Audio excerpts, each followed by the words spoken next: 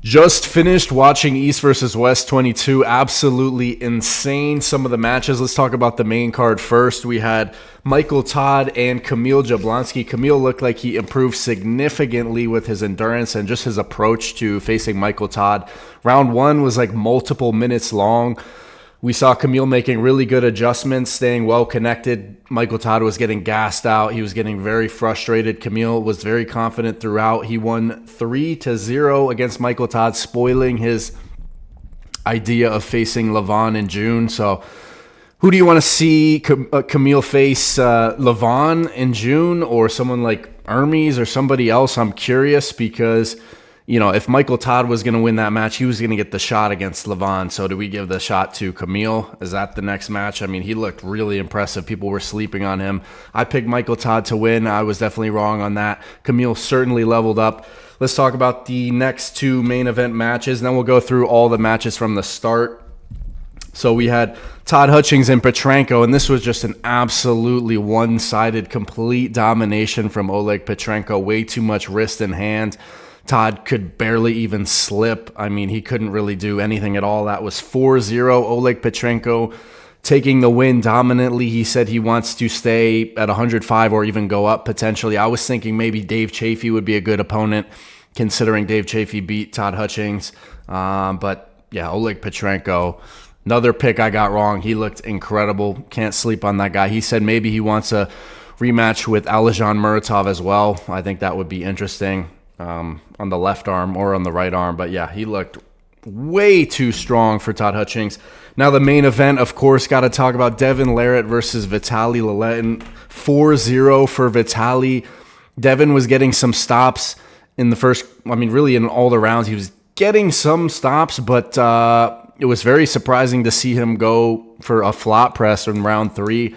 And towards the end as well, he was diving forward, trying to get a stop, trying to get on Vitaly's arm because going back into the King's move was not working.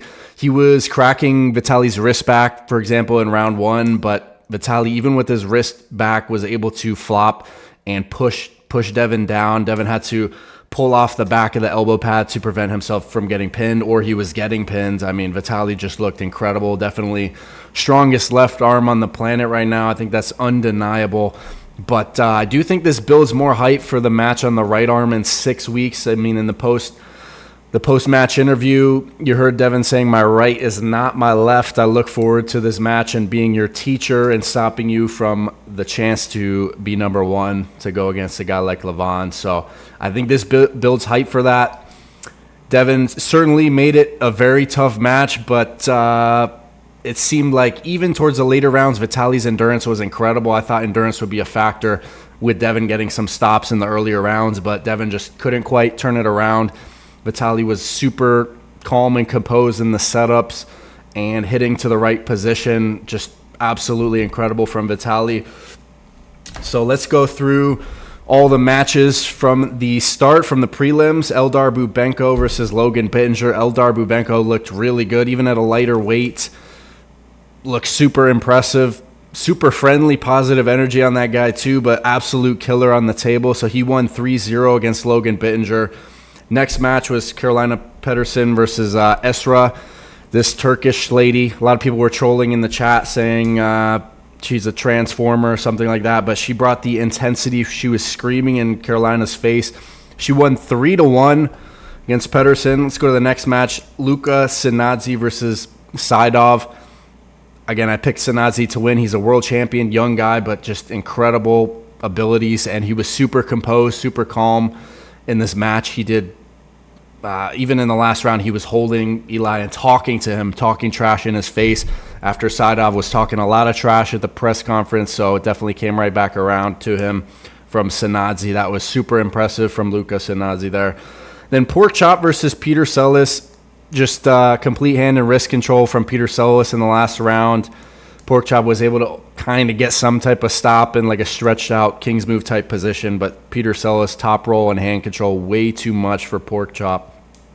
Let's go to Nugo versus Bogdan. This is one of the matches of the night for sure, either this or Camille versus Michael Todd, because Bogdan came out hot. He won the first 2 rounds, looked really impressive, was kind of like talking shit in Nugo's face. It was getting really intense back and forth with both these guys. Both these guys are super intense. And it turns out, looks like Bogdan's endurance was not as good as Nugo. Nugo was making some really good adjustments in the later rounds, and he did not give up. So he came back to win 3-2 against Bogdan. That was an incredible match. Even they were talking about potentially them having a rematch of that match in the future. So that would be interesting, or to see Nugo against someone else. But Bogdan definitely made a statement that he deserves to be there in the top rankings and you know, whether it's 95 kilograms. This one was at 100 kilograms, but the dude's an absolute beast. Both of those guys, absolute beasts.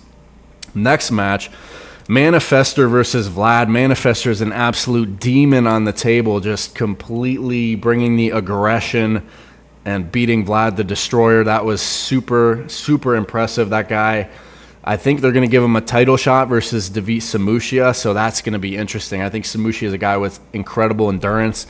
I think Manifester, from what it seems, is more of an explosive type athlete. So if he gasses out, then potentially Samushia would win. But man, that guy, what a debut for EVW from Manifester there. Next match, FA Komek world champion from Turkey versus Tarkan from Azerbaijan. Just complete hand control from FA. Complete domination, 3-0. Next match, Matt Mask versus Arabuli. I told you guys Matt Mask was going to completely crack back David's wrist, which he did. Dominant win from Matt Mask. He looks to be in a great shape. He says he wants to make a run for the title pretty soon. And he also mentioned potentially a match against Yoshi for his next match. So that would be interesting. But yeah, Matt Mask looked to be in an incredible shape for sure. Couple more matches to mention here. Fiorajsic versus Brigida, 4-0, complete domination from Fiorajsic. Next match, Kalinachenko versus Jordan Sonev. Jordan Sonev just had way too much endurance in the hook and just way too tight, way too well connected. 3-1 win for Jordan Sonev looked pretty impressive. I think the guy definitely potentially should get a title shot, or I mean, he's right up there at the top of that division for sure. So a lot of incredible matches. I would say either match of the night to Nugo and Bogdan, or I mean Devin versus Vitaly. Even though it's 4-0, it was epic. I mean, looks like that venue was fantastic. I mean, the fans were just going crazy for that match. People were standing up. It just looked like the energy was amazing. Overall, I liked how the events ran a little bit faster, ran smoother, went from like one match to the next. They went right into like the intro videos, which I thought were pretty clean, pretty well done. So overall, the production, I think, was fantastic. I like how they have the prelims as well in general, and I do think that will get people to buy the pay-per-view more, just considering it's on YouTube so they can see the quality of the event and everything, and then they don't want to miss out on watching the main card, so obviously they're going to buy the pay-per-view. So overall, incredible event. Really can't wait. I'm glad we only have to wait 6 weeks to the next event instead of, I think it's been a 10-week break since the previous last East versus West event, so only 6 more weeks. We get to see Brian Shaw versus Leonidas. We get to see Devin versus Vitaly on the right, which I think is going to be potentially a lot closer, as this is Devin's stronger arm. As he said, this right is different than his left, but incredible performance from Vitaly, undoubtedly. Let me know your thoughts in the comment section on this event. What was your favorite match, and what are some future matchups you want to see? Also, hit like and subscribe for more arm wrestling content. Appreciate you guys.